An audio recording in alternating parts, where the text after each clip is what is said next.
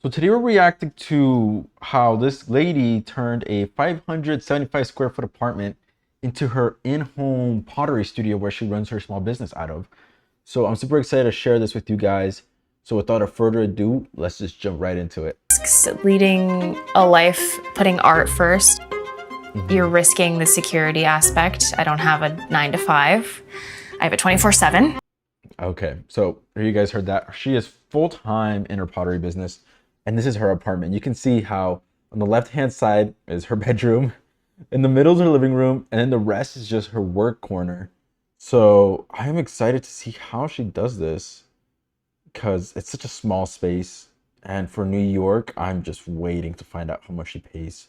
So let's just find out right now. Hopefully. For my pottery business, typically it's about 100 to 200 pieces per collection. 100 to 200 pieces per collection. I don't know anything about pottery. I'm assuming you can make, let's see, per collection. I don't know how many collections she drops a year. I just can't imagine. You could do like a piece a day, maybe more. But I don't know anything about pottery, so. That accumulates to about 800 pieces per year, which is so wild. Per year. I can't even believe that month? this tiny wheel and 575 square feet holds all of that. And I feel like in New York, there is this Let's go back. I really like believe that this tiny wheel and look at that. The kitchen's right there and her work studio's right there. It is just about efficiency of space. It has to be. 175 square feet holds all of that. And I feel like in New York, there is this real intensity. Yeah. Having this function out of a studio apartment where my bed is behind me, but then also my ceramics and my reclaim bucket, it's like all in the same ecosystem, and all the logistics, the boxes, the paper wrapping, the clay on the floor, the mop. Cleaning. I haven't done much pottery even in school. I took regular painting classes for my art classes. But cleaning up art seems like such a hassle, really. Like, specifically pottery. Does that not get everywhere? Like, you guys have to let me know. I do not know anything about pottery. And I'm just so excited to figure out. No. Could I do pottery? I could maybe do pottery. But that's not what and we're here to dusting find every out, single day, recycling clay. That makes sense. Recycling clay makes sense. Just like Tracks NYC, he recycles gold dust with glaze, the stories told. I mean, it's a lot. It's a lot. And I wouldn't have it any other way. Hi, I'm Taya Capella. This is my 575 square foot apartment in Williamsburg, Brooklyn. Williamsburg, Brooklyn. She had a long entrance. Was it the hallway? I lived in New York, I think from ages 4 to 9, and felt such a calling to come back. I think the total amount was 11 grand that I saved throughout high school to get here. Oh, $11,000 for a move. Have you guys ever moved from one state to another? I haven't done state to state. I moved cities, but $11,000, yeah, like flights, transportation, maybe even like new furniture. Because I doubt you're what, are you gonna take your mom's stuff? Well, let's hear out. Land my feet on the ground and just begin. And by the time I moved in, I think I had $0 in my bank account. Yeah, my lease was $1,950 when I first got here, and currently pay $2,800, which is objectively a lot. $2,800 for rent is objectively a lot. Yes, I pay $1,450, and it's bigger. And then in I think the most expensive 600 square foot studio was like 22. Even that's beating. God, she must be selling these for an expensive amount of money. But I live in New York and also live in Williamsburg. But I feel lucky about Williamsburg. Could someone put me on game about Williamsburg? Because I don't know anything. I need to get more cultured, I guess. Here, and I have made it 6 years in this apartment, which is crazy. Yeah. 6 years? Holy shit, hold on. But I live in New York and also live in Williamsburg, but I feel lucky to live here, and I have made it 6 years in this apartment, which is crazy. That's incredible. 6 years in one apartment. I doubt she was paying the 2,800 a month for that entire period. Probably that. Here's the living room space. Okay. I want to take you through some of the most central pieces of this entire apartment. One of which is this chair. It's called a Naga chair. This actually is something that was carved by a single piece of wood. And every morning I'll sit here and I have a regular chair, one like this. I don't have a cool Naga chair. I want one. Carved out of wood from one tree. That's cool. Well, I guess no, it's one whole chunk of tree. The light in the summertime kind of comes in a very unique way. So I'll take my little cup of whatever, usually coffee, and I'll sit right here and I just feel like I'm in a tree. It's really nice. That is really I got this coffee table from Dobbin Street Co-op. This couch is from Sixpenny and it's incredibly comfortable. Sixpenny's expensive. I really want someone to come on here and what I know about put their feet up on the couch like and get comfortable. And then I think it's like over here, I have kind of my makeshift record station. This is where my grandpa's records that I got from his home in Kansas live. There's a lot of old school Christmas music, but also some great albums like Beatles. I'm sorry, I upset the lion. Say hi. That's right. Oh, I'm sorry. He was sleeping and I woke him up. Here, go back to bed. Let's go back to you. Right now I have a Miles Davis in there. This is a multi-purpose living room. It's not just a living room. I often get asked questions whether the mixing of different purposes of space gets in the way of anything or interrupts the flow. No, it's pretty clear to me that she's got the whole flow thing down. So I don't even think she's worried about that. And I think there's a lot of room to create boundaries. So if you have good mental boundaries, like I think even though it's a silly little curtain separating one. No, she's completely right. I think that's the problem with a lot of open spaces. The walls are so important.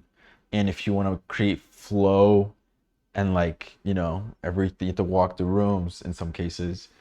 The open concepts don't allow for that because you see everything all at once. So maybe your anticipation for something is immediately eroded because you just see it as soon as you walk in. Like, oh, I wonder what the kitchen looks like. Boom, boom, boom, boom, boom, boom, boom.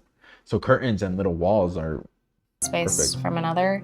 It adds so much to the intentionality of the space. No, she's completely right. The other part of this living room space is actually like a storage strip or a faux closet. So I'll show you that.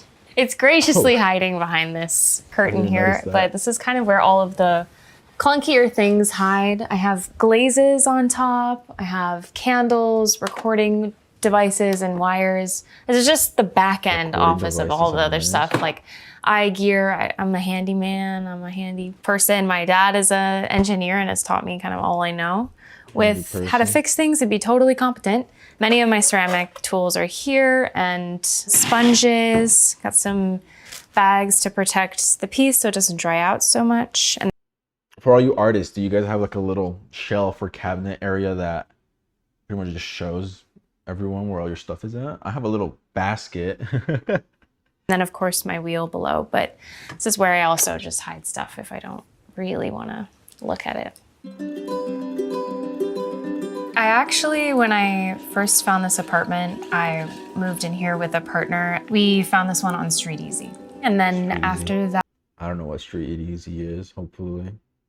It's probably just like hotels.com or apartments.com. That shift and allowance of new space from that uncoupling, I think, granted so much more room to really highlight pottery. My first wheel was a gift from Amazon. I think it was $100.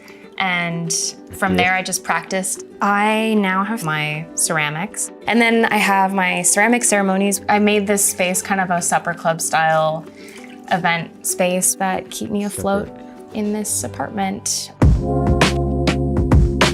She was hosting some sort of event, paid for rent. Because that's actually really smart. Because I know in my area, it could be like $50 for an hour, if not more. And then plus your, if you want to keep it, you have to pay for it as well. So I don't even blame her. That's really good. Pottery shelves. Welcome to the shelves. I built these with my dad. We built these shelves custom so they would hold the weight of all these pieces because they ranged varying weights. I have these dowels that can... What is this sculpture? Can you guys look at that? What the fuck is that? Be placed here, and we can kind of customize where the shelves Maybe go. I don't understand. And I have a raw work table. This is where I wedge all my clay, put all my pieces. This is also where sometimes I host or I'll eat dinner. And I decided to open doors as like a studio style event where people would come over in my residential space and I'd host a ceramic ceremony, like 6 people max. And 6 people? How much is she charging them? $100, $600 for one night? That'd be... I'd sit around here and I'd like squeeze behind the shelves to get people what they needed. And it was a very tender moment. I did that for about a year and then slowly caught traction in different places and now have an external studio space.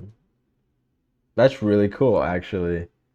That just shows you, like, if you really want to do something, you can do it. Even if it means having to invite all these strangers to your home, you can do it. And with such limited space, it's just, I love it. It's so inspiring. It's where I host bigger events. So I'll take you through the lower level. And people who want to keep things pushing, you have to work hard. It's not easy. I think it's very important to just make sure you don't give up. Obviously, even after like her breakup, she had to keep shit pushing and had to supplement that rent income, and she pulled it off wonderfully. This is where all of my clay bulk is, but a lot of shipping equipment is down here as well. So it hides under this big table. These crates are really great because they stack and they hold so much. It's, I think, almost 35 cups per Y'all crate. Remember the milk crate and challenge? I carry all of these to the studio space. So all of this does make it to the studio, and I've only had a few casualties. Sometimes you break stuff.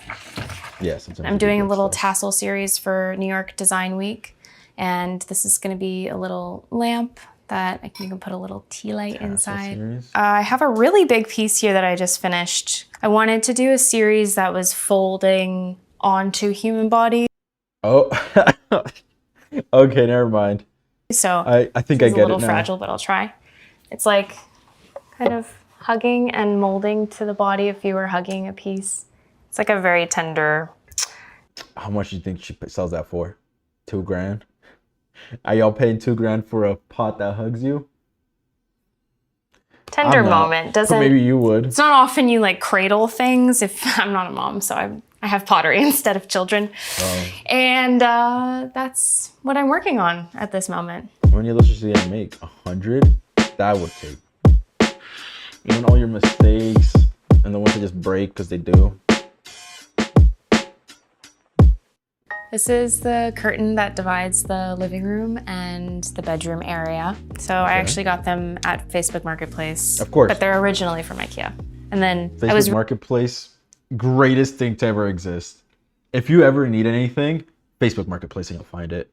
If you're ever in the search of anything, absolutely anything, to the most random shit I've seen on Facebook Marketplace. So I love Facebook Marketplace. Shout out Mark Zuckerberg. Recently working on different jewelry pieces because I love clunky, chunky jewelry. And I was gonna intend on making this a cuff, but it was too small for my wrist. So I thought, let's make it a curtain cuff. And now it lives here.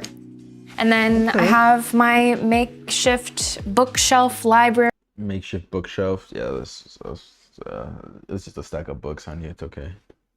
We don't gotta give everything names. Section. I have some of my favorite pieces though from different people in different parts of the world. The bigger art that shines through in this room would be the larger paintings here. This really large one that was originally a canvas I bought from Blick, and it became a kind of a symbol of self-care. I painted this on Valentine's Day last year.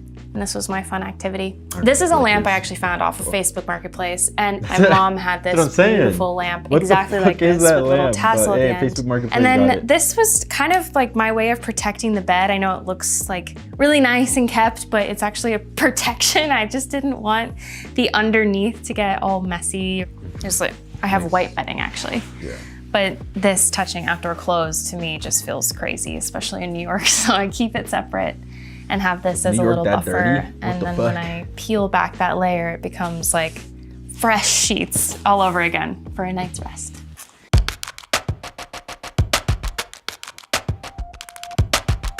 Okay. Kitchen.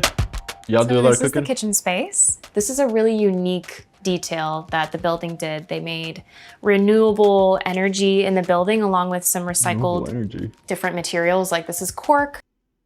That's cork. I wouldn't mind that actually. I have all my spices here. This is quite traditional to India, having a display like this of readily available spices, but I use a ton. I cook a lot. I enjoy the slow process. This vessel had a mishap in the kiln and cracked at the bottom, but still holds a really cool function to hold on my dry spoons. Everything here has kind of just been collected throughout the years, and I like to have it. Wait a minute. This vessel had a mishap in the kiln and cracked at the bottom, but still holds a really cool function to hold on my dry spoons. Hold on. Everything here has kind of just been collected. I thought that was 1 cup. Throughout the years. It's 2 cups. I was like, that's a funky cup. And I like to have it on display. Whenever I do Diwali celebrations or Holi, I'll just use this to puja the space and create more of a ceremonial environment for people. I actually made this little incense house, which rests on top of this plate here, and you can put a cone inside, and then it creates a nice like chimney effect. I wash all of my... I just have that little base that just gets shit everywhere. So I need to get better incense. Pieces here, when they come out of the kiln and they have like that layer of dust from firing from greenware to bisque. I also clean up all of my tools here, and I have a sink trap below that catches all of the clay and residue, along with other things, because I cook and eat in this kitchen as well, but it sees a lot of mess for sure. Yeah, I got this from Facebook Marketplace. Down below, you have a lot of my ceramic pieces that I use for serving bowls and my onions, potatoes. I have a whole stack of these brown stoneware plates that I've made. Oh, okay. I would say 80% of my apartment is made from clay. All right, let's go to the bathroom now. So this is the bathroom area. The things in here are just also different DIY projects. Like I had these shelves installed and then really didn't enjoy them, so I plastered over it, and it created a very similar facade like clay would be. But they're very light because it's just plaster. Yeah. Good thing toilet paper's light. So I just made this vessel. I'm really satisfied, and I made a little dent in it because it's supposed to be touched. And I think some handles on the side would be nice, but I'll wire it off and let her dry. Dry it and clay will humble you, and it's a teacher. Every single stage of this process is teaching you a lesson. You'll find a crack in the clay. As soon as you get attached to the glaze will bubble and have pinholes, or I don't know, but then you're taught to love it, and you learn that love is elastic, and there's so much room to experiment and play, but as soon as you get attached to something, it's gonna change. Oh. Well, that's beautiful. Wholesome message. I have an update. I moved. What? I cannot believe that I'm saying this because after filming this is really when all of this changed. The biggest reason why I moved out was because I did get priced out of my apartment, which is a very heartbreaking. Whoa. She was already paying $2,800 a month, and to get priced out, God. I can only imagine what they were going to charge if she decided to keep going. And violating experience. This new apartment does come with a significantly different price tag. My rent is $47.50, and that's the most I've ever paid for rent. Oh, $47.50? Holy shit. That's a lot of money. Before, I feel like it just keeps getting scarier and scarier and scarier out on the market right now. And I feel very grateful to be able to try a leap like this. Everything will be set up. Everything from the old space has been moved here. I'm learning that nothing fits the same, but to exist in this space is to be open to the offerings of what it has. And so I'm trying to remain very open. I love that for her. I'm glad she's able to stay positive. 4,700 for an apartment is absolutely cuckoo bananas, and that should be illegal. But hey, New York, huh, guys? I hope you guys enjoyed. I personally really liked making this video for you guys. I really wanted to show you guys because I think it was so cool how she was able to do all this, and I'm gonna just keep looking for interesting videos. Sorry for not uploading as much. I got really busy. Please like and subscribe, and I'll catch you guys on the next one. Bye.